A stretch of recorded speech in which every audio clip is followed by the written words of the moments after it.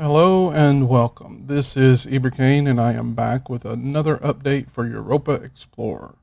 I've just about finished up all the probe systems and I did some work on the world system since the last update. So let's start by taking a look at what's new with the control widget on the top left corner of the screen. The outer edge of the bottom is divided into two sections. One side's blue and the other side's orange. The blue side represents the ballast system. The blue indicator is the current ballast level. The default of half full is just about enough to zero out the effects of gravity. You can use the F key to pump air into the ballast tanks, which will raise the buoyancy and make the probe rise. You can use the V key to flood the ballast tanks, and then it will cause the probe to fall. The white indicator is the amount of reserve air left in the tanks. Each step you raise the ballast costs you a little bit of the reserved air. Your home base will be able to replenish the reserve tank.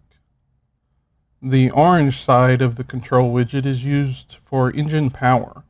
This indicator shows the current engine power level. You can increase and decrease this setting with the comma and period buttons on the keyboard. A higher engine setting lets the thrusters fire with more force and also consume more power.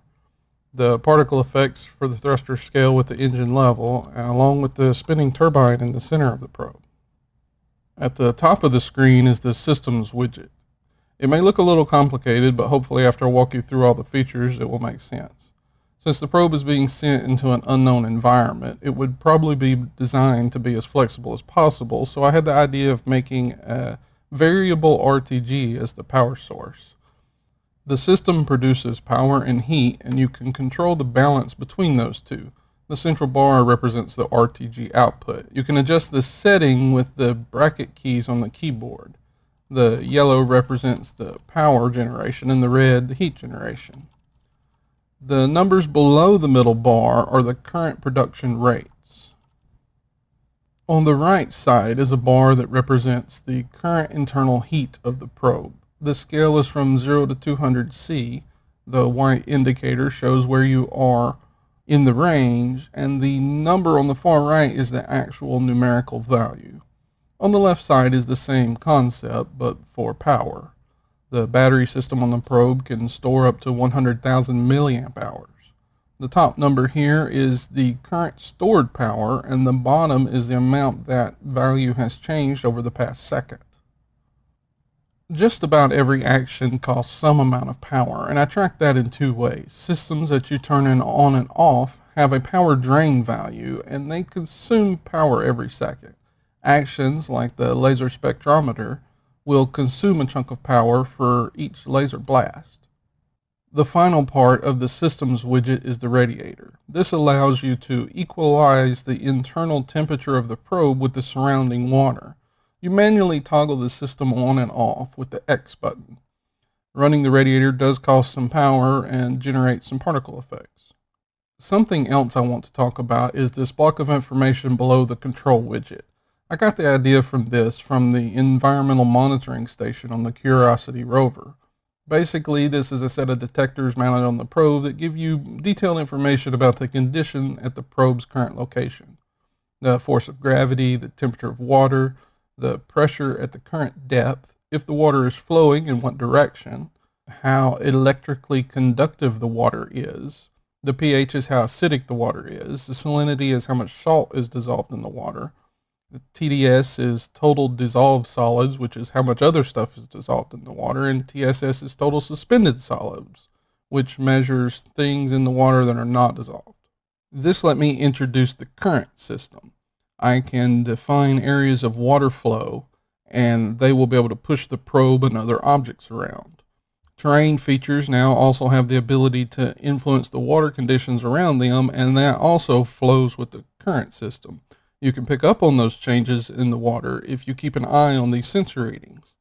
I set up two spots in the demo area. One causes the water temperature to drop. The other causes the water pH to go kind of crazy. Other things I did since the last update. I worked on a first pass of a water parallax effect, which has some of the layers behind the terrain backdrop, so there's more activity out in the open water than there is in these areas.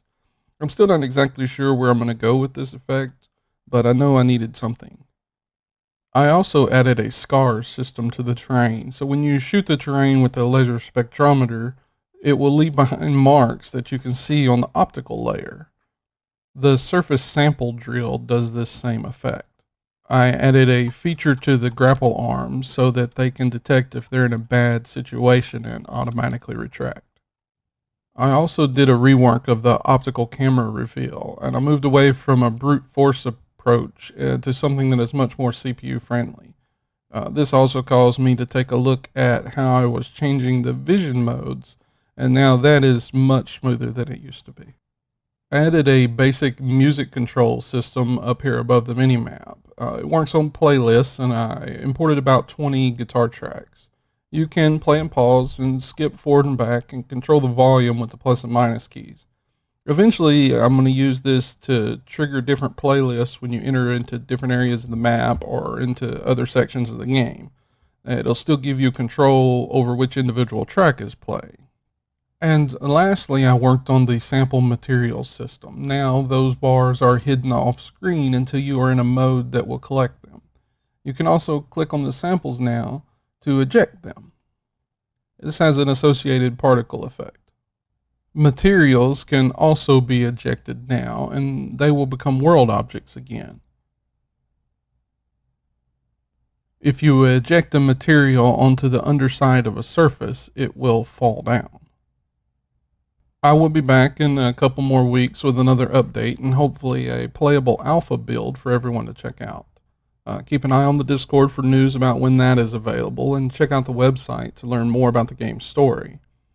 I'm also still uploading music tracks to the SoundCloud, so please go and check that out and give me some feedback, and thank you for watching.